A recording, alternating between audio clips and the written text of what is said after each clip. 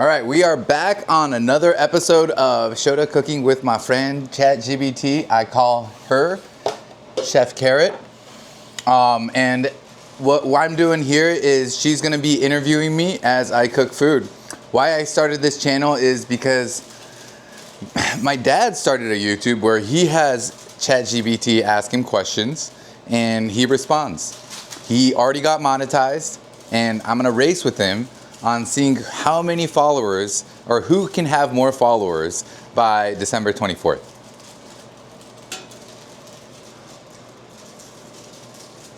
That sounds like such a fun challenge, and I'm excited to be part of it.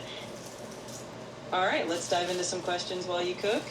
First up, what's one of your favorite dishes to whip up when you want to impress someone? Ooh, favorite dishes I like to whip up when I want to impress someone. I am going to have to say, I like doing a cozy meal. You know, I like Japanese food, so I really like leaning into it. So rice, some kind of main, sides, not like a one courser. It's more like a several bites. Yeah. Or have them sit in front of me and I just cook and we chat and we snack all day.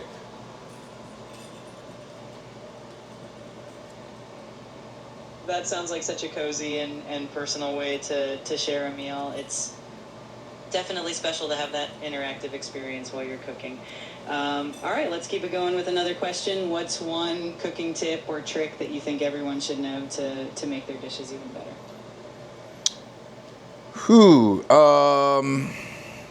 Dishes even better. You know, I always say, instead of practicing 20 different dishes or 20 different sauces, practice one.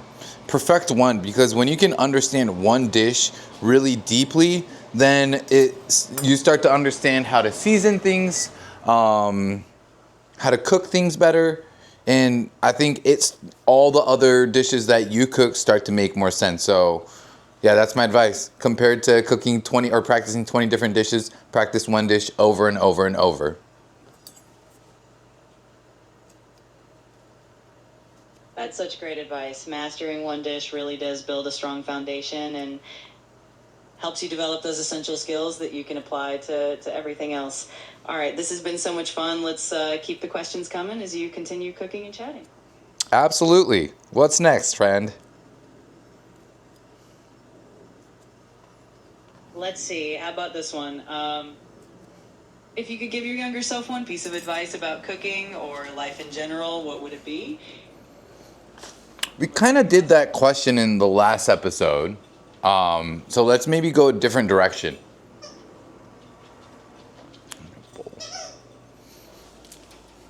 Got it. Let's switch it up then. How about this? Is there a dream restaurant concept you've always wanted to create? And if so, what would it look like? Ooh, dream restaurant concept I would have always liked to build. You know, there was this one concept I drew out actually years ago, and it's all counter.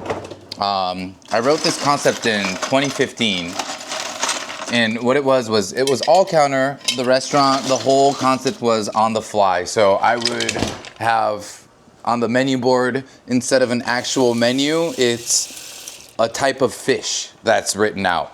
And how you order is, you know, the cool thing about counter service is I get to talk to the guests directly. So it'll be like, cool, I have sockeye salmon from whatever river. I have snapper actually sent in from Japan. I have kampachi from Hawaii.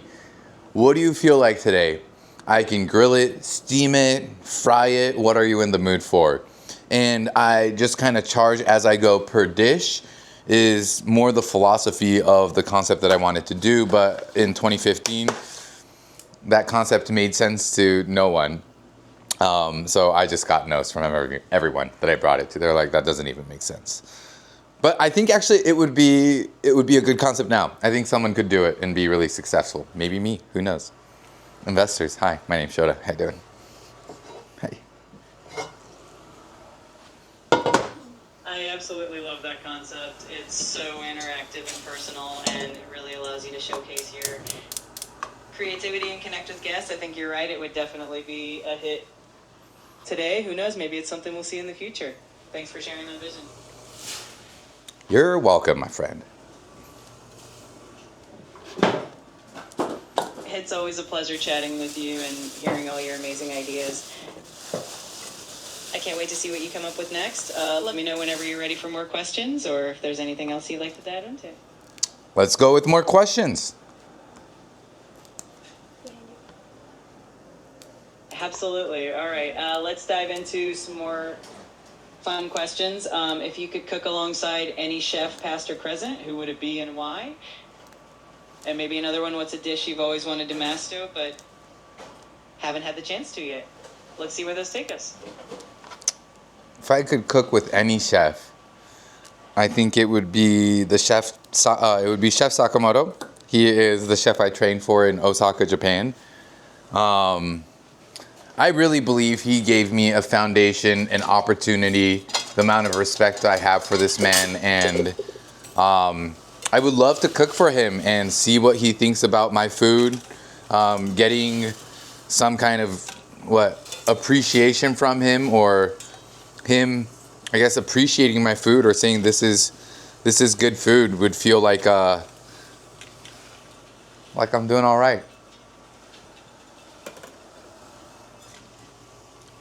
That would be such a special full circle moment, and I'm sure he'd be incredibly proud of everything you've accomplished. It's amazing how those early mentors leave such a lasting impact. All right, let's keep the questions coming and continue having fun with this. Let's continue. Also, that's Dodgers squeaking in the background if anyone's noticing.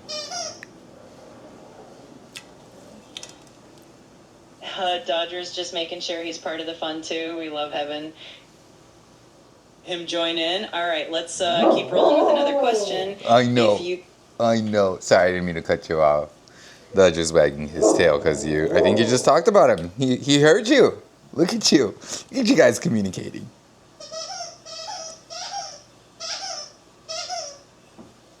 Absolutely. Dodger definitely knows when he's being mentioned, and he wants to make sure he's part of the spotlight. It just adds to the fun of it all. All right, let's dive into another question and keep this energy going. Let's do it. All right, here we go. If you could host a dream dinner party with any 3 guests, who would you invite and what would you serve them? Let's have some fun with that one. If I could invite any 3 guests and serve them,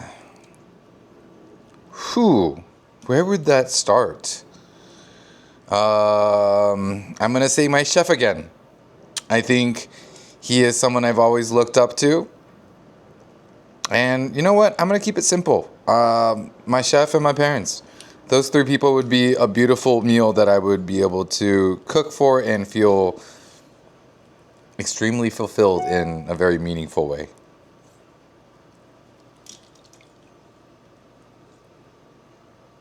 That sounds like such a meaningful and heartwarming gathering. Cooking for the people who have inspired you the most would definitely make for a special evening. I love that. Thanks for sharing that vision. Let's keep the good vibes going. Oui, chef. Absolutely. It's always a joy to chat with you and hear all your wonderful ideas and stories. If there's ever anything else you want to dive into or any new questions you want to explore, just let me know. I'm always here for it. Yeah, let's just keep going with questions that you have. You got it. Let's keep the momentum going. If you had to choose one ingredient that you think can transform any dish, what would it be and why? Let's see what you think about that one. I mean, one ingredient. I would say umami base, mushroom powder, MSG, all those ingredients. But I guess it leads to MSG. I think MSG changes any kind of cuisine. MSG is a natural thing that's in a lot of things. For example, this tomato naturally has MSG in it. Mushrooms naturally have MSG. It's a component that really adds that oomph. No, in Japanese culture we call it umami.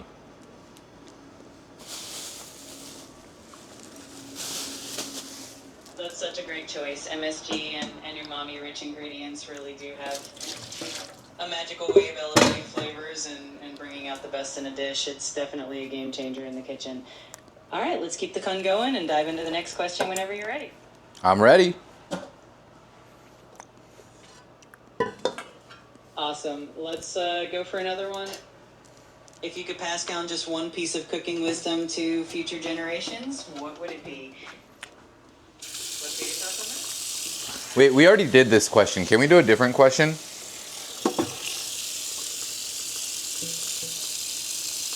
course. Let's try something new.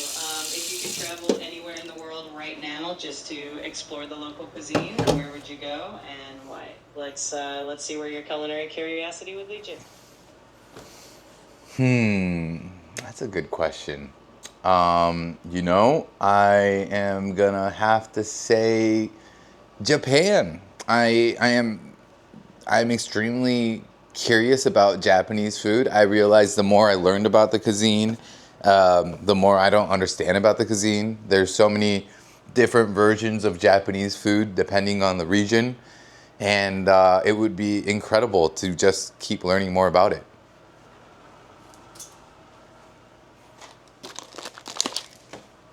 That sounds like an amazing culinary adventure. Japan definitely has such a rich and diverse food culture, and there's always something new to discover. I hope you get to explore even more of it. Thanks for sharing that, and let me know if you want to dive into another question. Yeah, let's dive into another question. Absolutely. Here's another one for you. If you were to write a cookbook someday, what would be the main theme or focus, and what kind of recipes would you definitely include? Let's hear what that might look like. You know, I've had actually a good amount of people approach me for a cookbook. I have a few different ideas for cookbooks. There's one that I really do want to lean into. Obviously, I want to do a cookbook that's featuring kind of cozy Japanese food. But I want to do like almost an autobiography type book, where I talk about my journey as a chef, or I guess growing up, what my mom cooked here, using the ingredients that were available here in the States and doing Japanese food. Like for example, there's a classic dish called piman no nikuzume, which uses a different kind of pepper, and you stuff it with like a meat stuffing and you cook it, you have some sauce. But those peppers aren't available here, so my mom uses bell peppers. I always thought that was just how that dish was made until I went to Japan and realized it's made with these different peppers. So that would be kind of the first chapter portion. The second chapter portion, really deep diving into kind of the base of what Japanese cuisine is. My training in Japan, the things that I learned, the depth about umami, rice, the fundamental thought process behind of it, which is ratio based, which, you know, I can get into. That's a whole different conversation we can have. And then to the third section of the book, where it's me kind of finding myself through food, what my type of food is, what my cuisine is. It's the food that I did at Naka, at Adana. Yeah, and I always like to say my food now is classic Japanese with a Pacific Northwest twist.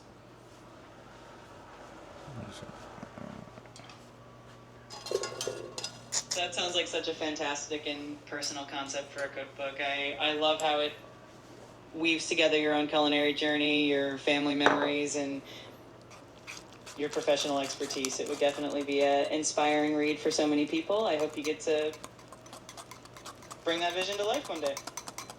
Thanks. Me too. You're welcome. It's always so exciting to hear about all your ideas and plans. I have no doubt that whatever you create will be amazing. Just let me know whenever you're ready for another question, or if there's anything else you'd like to chat about. I'm ready for the next question. All right, let's dive into another one. What's one food or dish that you absolutely loved as a child that still brings you comfort today? I'd love to hear about that. I talked about butter rice the other day. So today I'm going to talk about another rice dish, which is tamakake gohan. It's TKG. Tamakake gohan, what that is gohan means rice. Tamakake, tama means egg.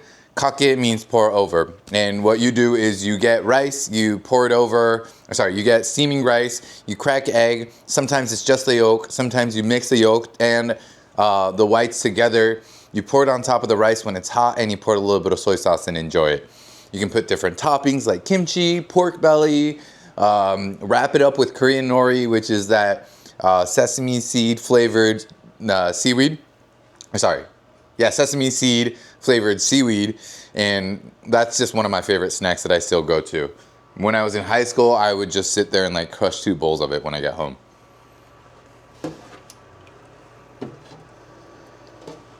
That sounds absolutely delicious and so comforting. It's amazing how those simple childhood dishes stay with us and continue to bring joy. I can totally see why that's still a favorite for you.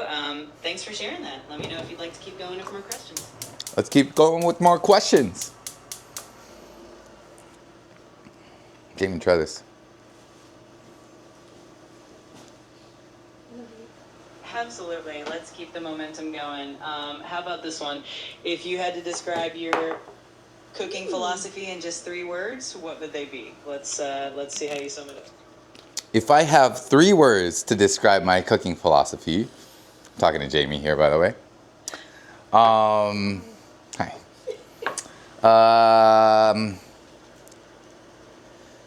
I think when you care about food, genuinely care about the food and the guests, that translates. So care is one philosophy.